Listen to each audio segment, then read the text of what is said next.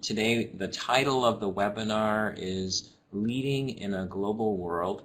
The webinar will share how community vitality educators in Minnesota and South Dakota came together with community partners to deepen our understanding of assets, skills, and resources necessary to co-create meaningful extension programming related to equity and inclusion in communities. And our presenters are Holli from University of Minnesota Extension, Kari O'Neill, also from South Dakota State University Extension, along with Sherin, also from South Dakota, and then Tobias Spanier from the University of Minnesota.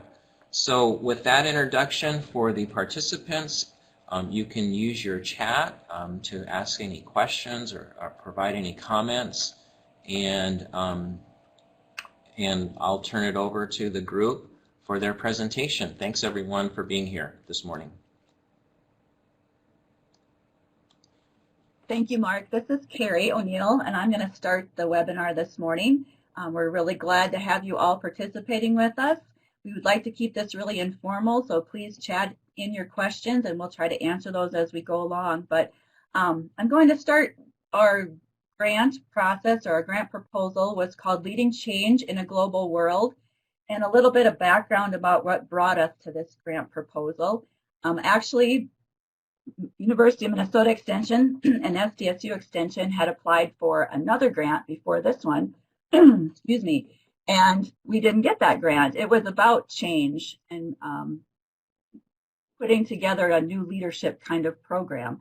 So what we looked at after we didn't get that grant was why didn't it work, and what did we need to learn before we could apply for a similar grant to really work on inclusion and equity in the future.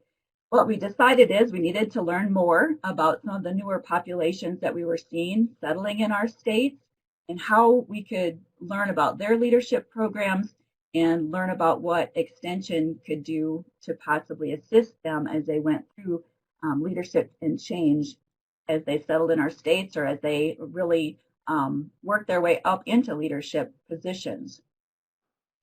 So I'll talk a little bit about our purpose. The purpose of the grant was really, again, to understand leadership needs in immigrant and underserved communities.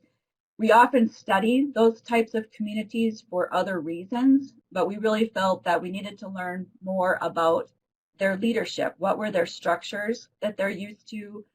How did they get communities to engage in leadership? And what kinds of training did they use currently, or did they feel that they needed for their new leaders? So we were going to also explore the framework that we could put together that might help us work with and in those immigrant and underserved communities. Finally, we wanted to build connections and share resources, what Extension does best, across communities and states, so that we could impact other communities that we weren't necessarily working directly with, but that might have similar needs. So we put together a list of structured activities that we could do kind of to get to the point that we wanted to really understand leadership in the communities that we were working with. We first of all decided that we would each identify a community partner, and we wanted those partners to be different so that we were studying different populations, but yet probably looking at similar populations across our states also. We wanted to start by hosting a cross-state summit so that we could really build relationships and explore some possibilities, and we did that last January. Then we wanted, in between the first summit and the final summit, to work inside our states to figure out more of the in-state needs and how we could help with community work that was going on. And we decided we would come back together in September, kind of to share the reflections that we had learned throughout that 6 months, and then also to plan for some next steps, what would be happening in the future. And probably the biggest thing that we hoped would come out of the study that we were doing is to create a resource list that could capture our new partnerships, what some key curricula needs were, and then what some potential funders might be, because as we went forth with the communities that we were working with, we also wanted to help them to grow stronger and to learn to meet their needs through maybe some grant processes or learning who the sponsors might be in their communities and that sort of thing. So when we started, we decided to ask ourselves first who might want to work with us. Sometimes in extension, we throw things out and we hope we get responses, but we really did a lot of research, I think, on who would make good partners for us because they were looking for and needed some help with leadership. And then we also looked at what can we do well, so that we were going in with some of our own resources, but also asking them what resources they already had and how we could maybe mesh those things. What relationships had already been started. Both in Minnesota and South Dakota, we had some partnerships going already with the communities that we decided to use or to work with. I shouldn't say use. And how do we make this partnership sustainable so that beyond this grant, we could work together on other needs that they might have or that we might have.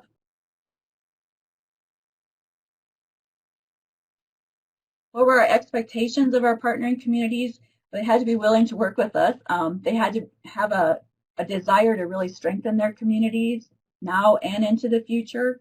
They were looking for leadership and looking for new ways to do things. And maybe in South Dakota particularly looking for some new funding avenues. They wanted to create an open and trusting environment to learn from each other.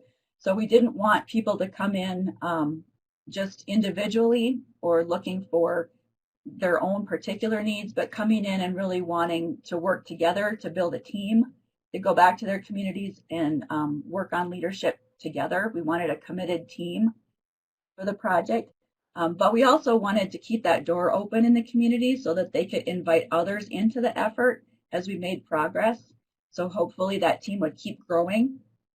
And then we also needed their commitment from them to attend 2 in-person summits with us, which for some of us that doesn't sound very hard, but when you're working shift work like most of the members in our communities were doing, sometimes that's really hard to get away and make time to be that leader that goes out of the community, gets information and brings that back home.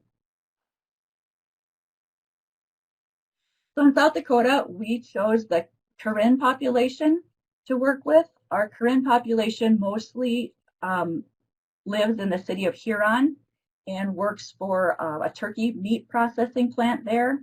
When they came into Huron, they were from Burma or Myanmar, and they were being very heavily persecuted. So they were very happy to be settled into Huron, and I think that is one thing that really attracted us to work with that population is they were so glad to be here and they so wanted to create their own little community, but to be a part of Huron as well. So when we chose the Karen population, we could really see an increase in that population in our state. We realized that our need to serve them was great because they were asking for some resources and kind of looking for some help with leadership. One of their really big goals was to build a Karen association. And so we felt that that was a really good match for the skills that we have in community vitality and extension and what they wanted in a Karen association. And then we also, as we chose the Karen population, Minnesota also has a Karen population, but they decided to work with another population so that we could kind of learn from 2 different populations that live in both of our states. The thing that I think really attracted us to Huron also was that it wasn't just the Karen population that wanted to work on these issues. It was also some people that were already established in Huron, their city finance officer, a health worker that had been really advocating a lot for the Karen population. So we felt like we had some makings of a really good team in that community. And we also felt like in South Dakota, working with one community where the population was very centered would be a good start for us. So I guess that's kind of why we started with the Karen population.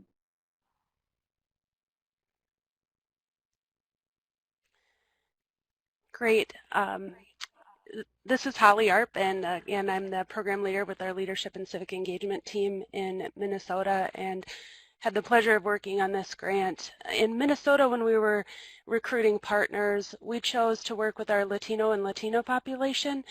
The map on this slide shows you the demographics of the state of Minnesota, and the star indicates the area in which we did most of our work in partnership this year. Similar to South Dakota, when comparing our state demographics to the demographics of our current leadership and civic engagement participants, we knew we needed to carve out some time to think about how we engage new and underserved populations differently. In Minnesota, the groundwork for this was actually laid in 2015, where Toby, at the time, saw an opportunity to bring together statewide Latino-serving agencies and organizations for a summit. And at that time, over 60 people attended and wanted to continue meeting. And so they ended up expanding their focus and emerging into a multicultural network that still meets on a monthly basis today. And Toby remains connected to this group. And so when we thought about where we go to ask who might want to work with us, this group seems like a natural entry point. And Toby was able to have those conversations. I will turn it over to Toby for you to talk about sort of the three people who expressed the interest and we got to know pretty well. Thank you, Holly, and good morning, everyone. I am Toby Spanier, and I am an extension educator who works primarily in that part of the state that you see outlined here where the star is to the west as well. And I'm one of the educators in the Leadership and Civic Engagement program area at the University of Minnesota Extension. And as Holly mentioned, we had a Latino summit. That group has continued to meet as a multicultural network monthly. And when I met with that group on one of the meetings, I expressed interest in greater collaboration with potential partners. And three entities came forward. And one of the ways we strategized around the critical partners was, which partners had the cultural and social capital to really help us move forward with our planning and our investigation as part of this grant process. Three partners that really had strong connections with other Latino serving organizations and communities and had the cultural capital to allow them to have the language and the knowledge to be able to kind of integrate and do work. Maybe they already had been doing work that was critically important for Latino issues in their communities. And so we were able to identify them as well as their own interest in this program, and that began the relationship that we had with these three entities and individuals as part of those entities.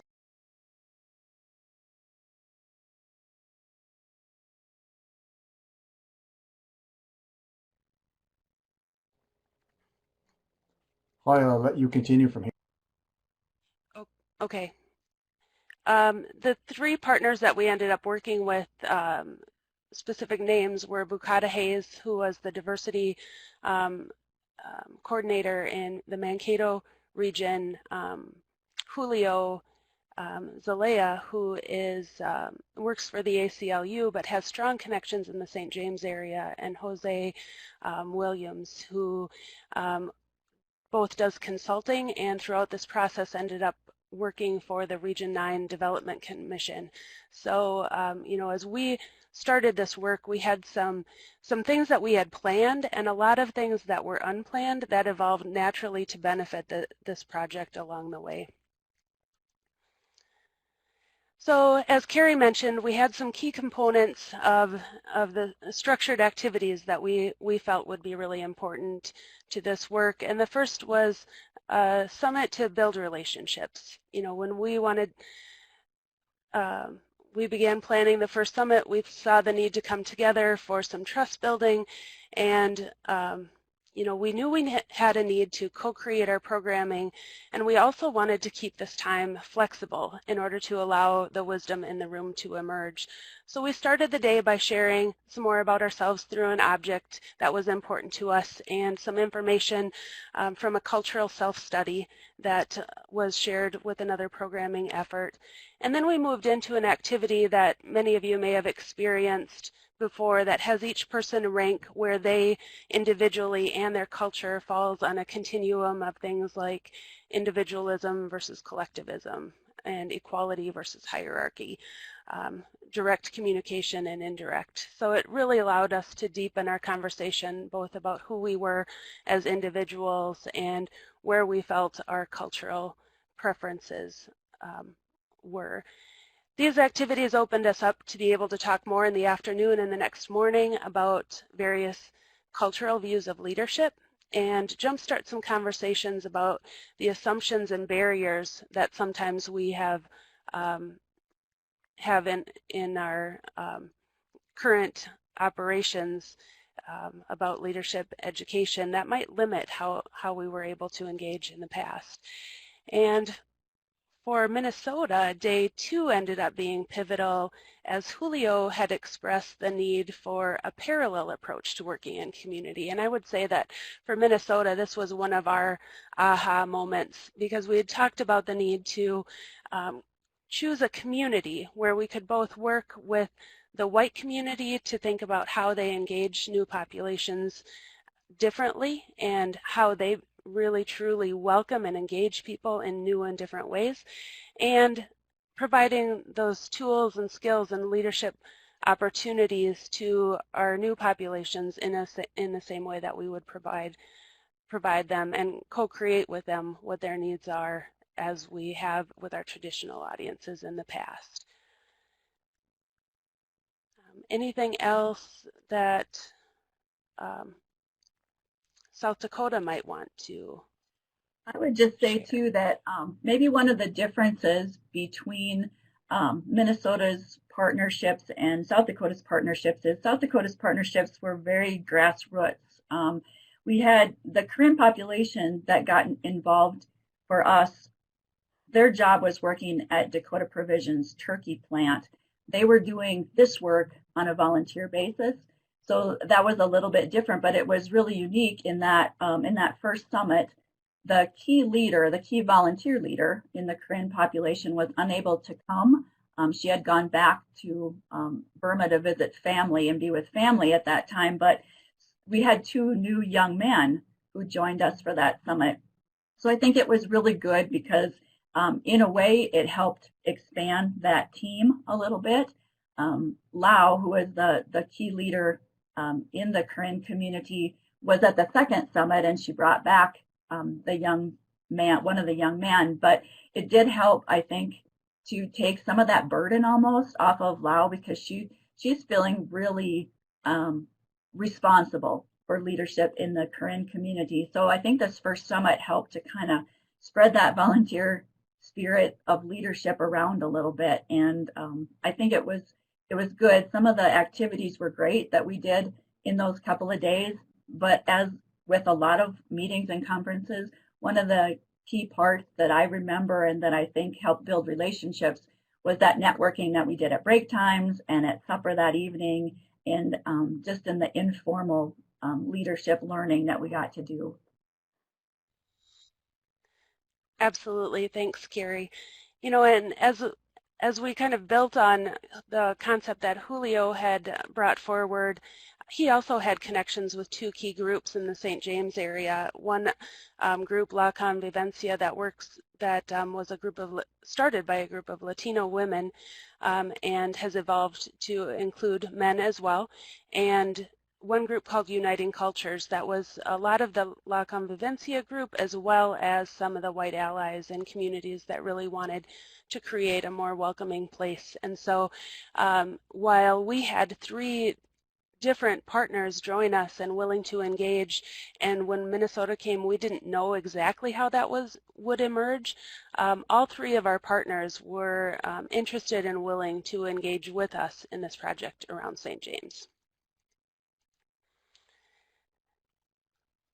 So I think another thing that it was key for us is that a lot of the planning after the first summit, the learning and co-creating with community was the core of the year, really. And so we held monthly in-state meetings via technology, and it really helped deepen the relationship and context.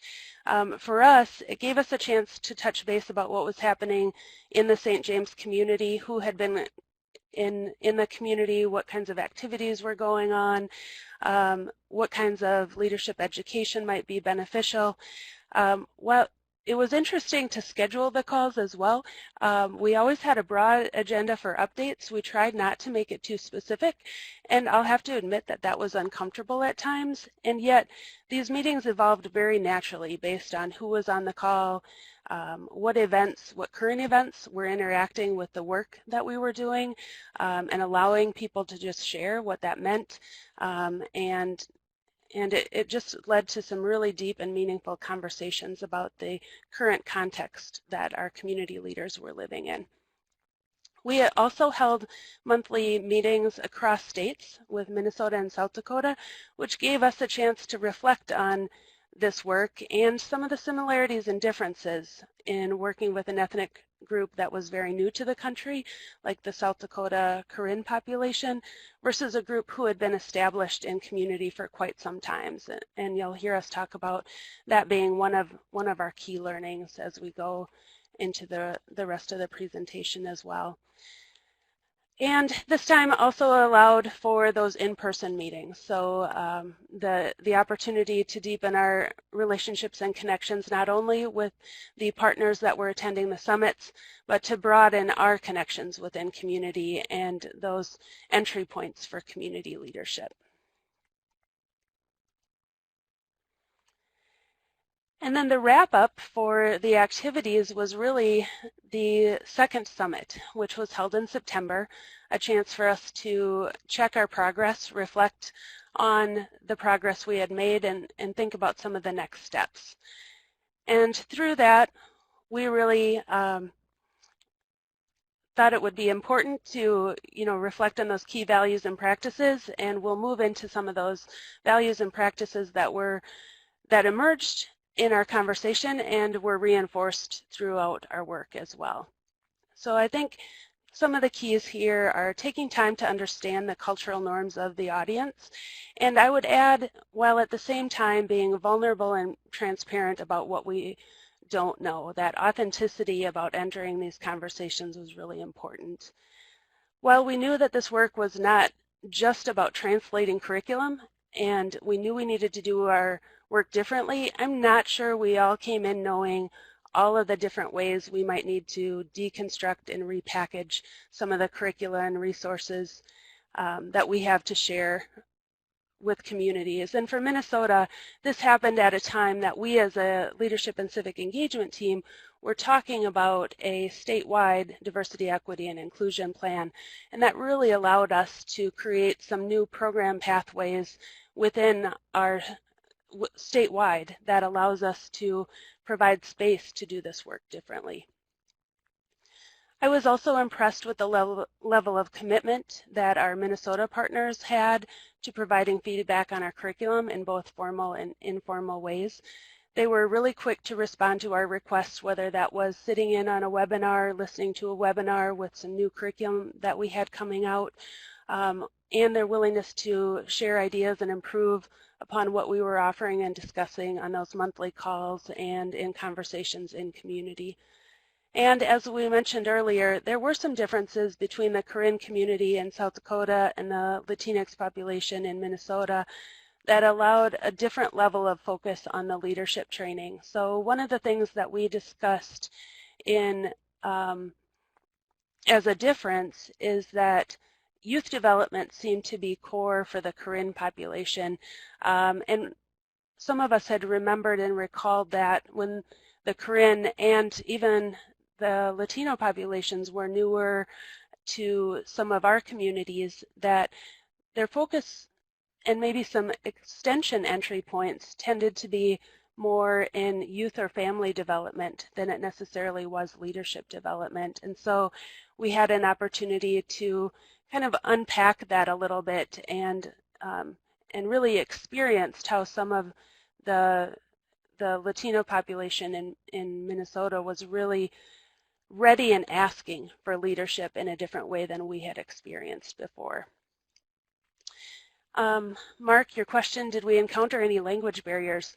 Yes, and I'll name for me, the La Convivencia is a group that holds all of their meetings in Spanish. So Toby had definitely a benefit working with that population because he speaks Spanish. I can understand a few words here and there, but when we went to those meetings, there was definitely, some translation that needed to take place, which slows some meetings down. One of the things that we were really learning when we met with La Convivencia and Uniting Cultures is they had really started out offering really intentional translation and services and interpretation, and they were starting to maybe move away from having that dedicated person there, and some people in the group were actually trying to move them back to making sure that they keep that intentionality around the group so that we don't necessarily slide into that traditional mode of we need to move so fast that we don't care for the things that need to be cared for in order for us to do this work well. And Kari, I see you have responded in writing as well. Anything else from South Dakota that you want to add? I'll add a little bit about the language barrier. When I attended the meetings in Huron with the group, everything had to be translated on the fly. So it was a very long, laborious process. La, the key contact there, she kept saying about it takes so many more words in the Korean language to explain something that's fairly straightforward and short in the English. So the translation was definitely a barrier, especially when I met, and like what Holli said, when she met with the group separate, the summits, when we all came together from across the states, that wasn't so bad. But when we met with the group itself, that was a different situation. Thanks, Kenny. So a few of the significant learnings that we want to highlight is that, core to this, I think, is that the grant really provided the planned for time, space, and accountability for us to do this work that we knew we wanted to do. And I would say really propelled our work forward in ways that allowed us to carve out even more time and space. And so I do really give credit to this initial effort for how some of our other opportunities have emerged in Minnesota as well. We talk a lot about building intentional relationships, and we tried to unpack that a little bit because sometimes we don't maybe spend enough time thinking about what that means and what it takes to remove the barriers or what it really involves for us to spend our time. So a few of the things for us were stepping outside of your comfort zone, just knowing that walking into a meeting where it's held in a different language and you don't know that language isn't the most comfortable, and that's what others are facing every day. And the recognition of the community wisdom in the room. There are people in the La Convivencia work that were community organizers in El Salvador that really have many leadership lessons to offer us, and recognition of different leadership styles, and practices, and being open to incorporating those in new ways, and recognizing, I would say even more so, recognizing the value that they bring.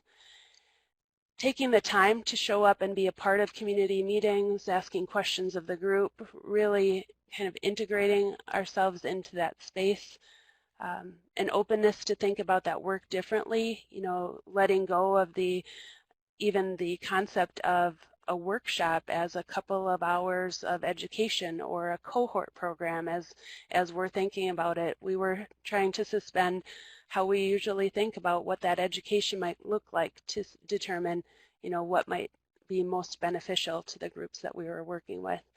And then the trust building that happens with the follow-up and the follow-through are the key things that we saw in some of that relationship building. We also really tried to put the principle into practice, nothing about us without us in this grant. And again, the grant allowed us the time and space to do that. By including our community partners in that initial planning at that initial summit, spending the time on a monthly basis just reflecting upon our work as well as doing the work in community, I really think it allowed us to do that in a different way than we have sometimes had the opportunity to do. And then it also then helped us even deepen our understanding of some of the cultural practices that are happening. A couple of other things that we should know well, but it's worth remembering, is that sharing across state lines is beneficial to all of us. You know, as Kari mentioned, we are putting together a resource list. There are Minnesota partners, there are South Dakota partners, and we all have access to those additional resources. One thing that I think we haven't highlighted yet is that beyond our work in Minnesota and South Dakota, throughout this work, we've initiated some communication and leveraged some resources and are building relationships with another 10 to 15 different organizations within each of our states. And so I think that's a benefit that sometimes is underutilized as well if we don't take the time to really see who else is doing similar work with us. And then we just feel it is really critical, and thanks to NCRCRD for providing some seed grant funding to allow time for this relationship building and the momentum that it creates for our initiatives. We definitely had some things emerge, as I mentioned, along with the grant, such as a racial equity learning community that Toby's going to talk a little bit more about, that happened in conjunction that really, again, helped propel some of this work forward. I think the timing for us in Minnesota was really great, that we were also contemplating our statewide diversity, equity, and inclusion plan, and what could we learn from this grant that would allow us to put better things in place on a statewide basis. And then I think, you know, the reality that doing this work helps us to be, and helps communities to be positioned well to write grants on their own as well. So I know that the racial equity learning community has already written a number of grants. Toby actually just said this morning that they're including extension in lots of new ways in some of the work that they are doing. And other communities are positioned well to write a Bush Foundation Community Innovation Grant. And we might not be the lead on that, and yet there's definitely an opportunity for us to be a part of it based on some of the relationship building and the work that we've done with our community partners. And Toby or Kenny, I'll turn it to you to talk about outcomes. Thank you. Thank you, Holly. I'll start, Kenny, and then I'll turn it over to you. But in Minnesota, Holly mentioned that timing is everything, I think, and for us in Minnesota, it just seemed like the timing was perfect. What was interesting is that all three of the collaborative partners on this particular grant that worked with us, those community partners, have been critical in ongoing partnership in other work that has also now happened in Minnesota, which is really exciting for us. And we're starting to see some additional ripples from that, where we're not maybe the lead on other grants, but extension is being written into those grants because we have formed a relationship, and they have also now had some experience with some of the programming that can be beneficial for meeting their community needs. But one of the projects has been the rural equity learning communities that have taken place in southern Minnesota, basically with Region 9 Development Commission, focused on building greater inclusion and equity and diversity in communities as a way to really help promote entrepreneurship and economic growth.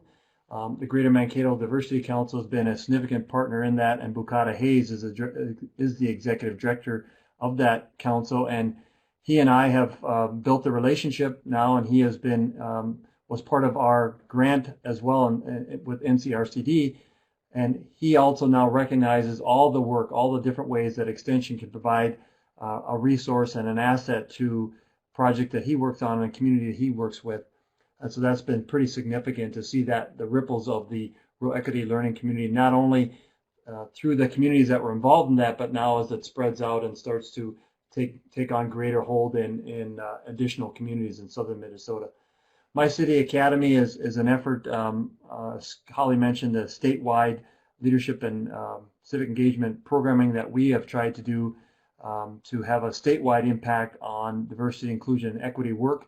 And My City Academy is an effort that began in Nashville, Tennessee, of helping new Americans really recognize some of the public services and public government that takes place from where they live and work, and how they can be integrated into some of those services and understand them greater and give input to create greater engagement on both sides.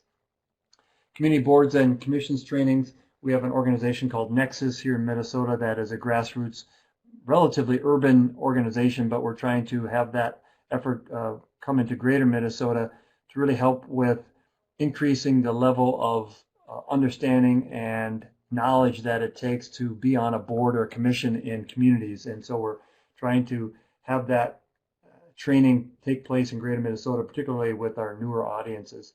And Innovations Retreats is an effort internally that we're trying to develop that will allow diverse community members and the dominant community members to come together to really look at ways in which they can think creatively about addressing issues that they have in their communities that maybe need a little bit of a different thinking that has a more of a cross-cultural lens to the programming that could occur.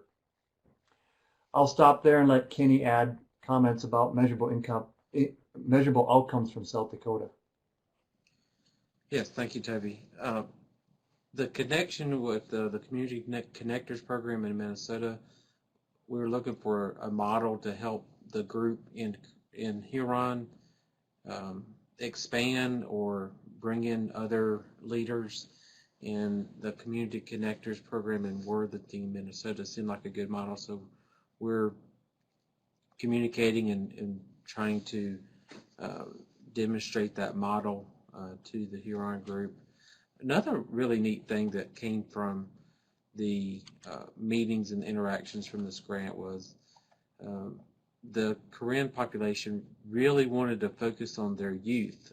They could see their youth as wanting to brighten their future, build a future for them. So we asked them what did they want to do with the youth, and they wanted to help them become better civic leaders. They wanted them to understand the structures, the American city structures, leadership, the politics of a city. So we got them connected with the 4-H program there in Huron. And another thing to help expand the understanding of their culture is we invited them to dance. Dancing, their traditional dances are very important in that culture. So we invited them to dance at the state fair this past year, and hopefully that will lead to another time of dancing this coming state fair. So we're already working on that. Moving forward, we are looking at potential funder relationships. One of the times we met with them, we talked about organizing that group. They were literally, the little bit of fundraising they were doing as a group, they kept their funds in a shoebox in one of the members' houses because they weren't clear about checking accounts and what it took to establish a checking account. And so one of the leaders in Huron, the city planner, he helped them establish a checking account so they could put their funds that they raise through various hosting meals and that things. So making those connections, just doing some of the very basics and help building that collaboration across the ethnic groups in Huron has been an outcome there. It's been fun to watch and just establish that relationship with that group. They have a rich heritage and a really a fascinating story of coming from persecution in the refugee camps on the border of Burma and Thailand, and coming to America and buying guns and hunting with the white people in Huron. So it's just a fun, fascinating story about, and something that we can learn a lot from, just extension engaging in these populations. So, Toby, if you want to talk a little bit more about the future work here. So in Minnesota, as I said earlier, lots of ripples from some of the programming that has occurred. So much so that in Minnesota, one of our plans was also to hire a new position to continue to and expand on our diversity, equity, and inclusion work in Minnesota statewide, but in particular to hire someone in the southern part of the state to take on some of the work that has rippled from this effort. And the Uniting Cultures group that Holli mentioned earlier has now written in part of their grant process, has written an extension into that grant and received funding to do some work at the community level with Uniting Cultures group as they look at expanding and sustaining that particular organization that we hope includes, as time goes on, some Latino leadership training that we think is vital for that particular community. And a particular lesson I think is really important is recognizing how really important those relationships are, because it's only through the relationships that have been built that I really believe that there is a readiness now in that particular community of St. James, Minnesota, to trust Extension enough to be able to say, we think that Extension has something to offer, and they're willing to say, yes, we're willing to listen and also to engage with you to determine if the programming that Extension has to offer could actually benefit them on things that they care about in their communities and help advance the issues and ideas that they have. And I think that is something that is occurring. And there's a level of ambiguity that comes with all this, right? And that, for me, is maybe not part of a cultural norm that I have as being real strong, but it's certainly evident in some of the groups that we've been a part of as being open to that ambiguity. And that's where really I think some of the cross-cultural work happens, when we're open to that. Another thing I think that we will continue to see happen in our communities as part of our future work is co-creating new program pathways. That can mean a number of different things, but I think it really is identifying what communities need and being comfortable knowing that maybe our programming doesn't purposely match that, but being open to say, we might have to do some other work for a little bit of time before we actually find a point where some of the programming that we're best at really does find its place or find its way into what the community will need.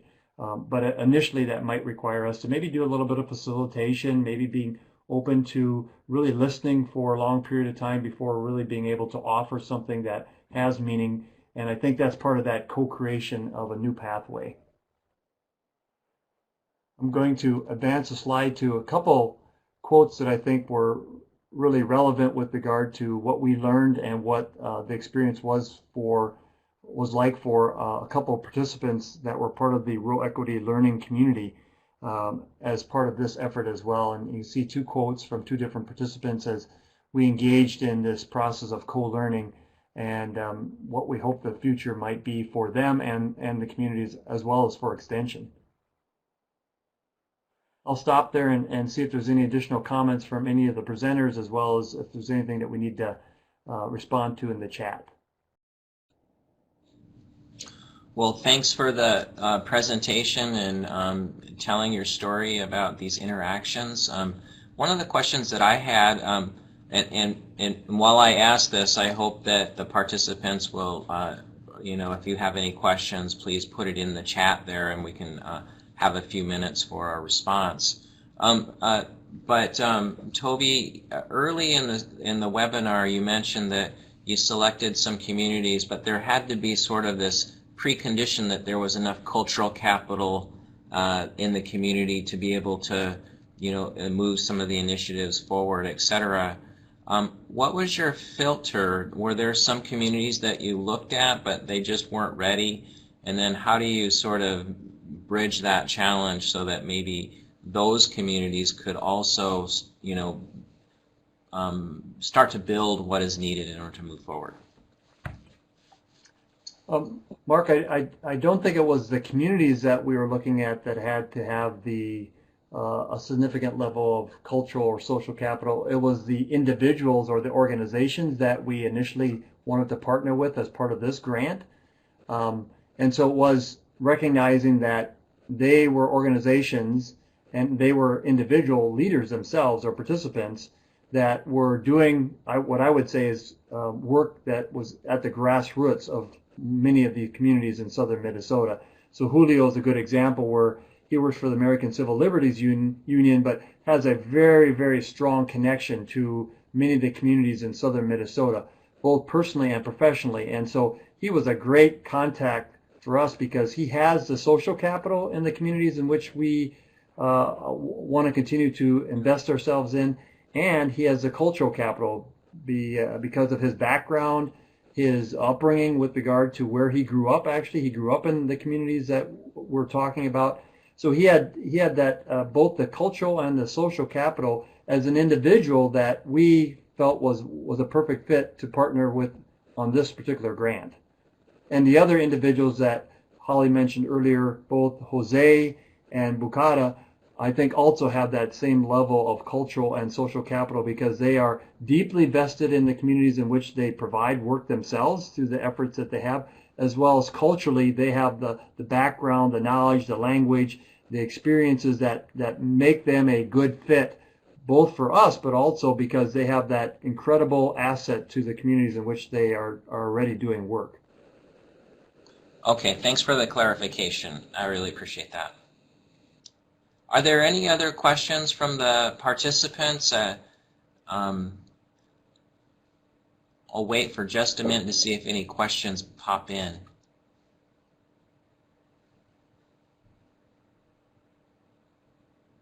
And for the participants, we really appreciate your feedback. I put up a webinar summary evaluation, so we really appreciate you providing that feedback. So thank you for that.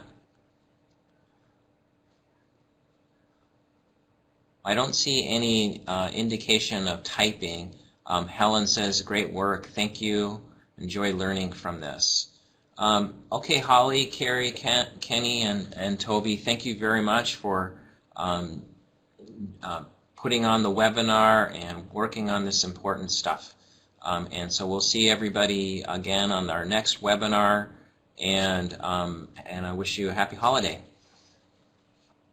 Thank you, Mark and Rosa. All right.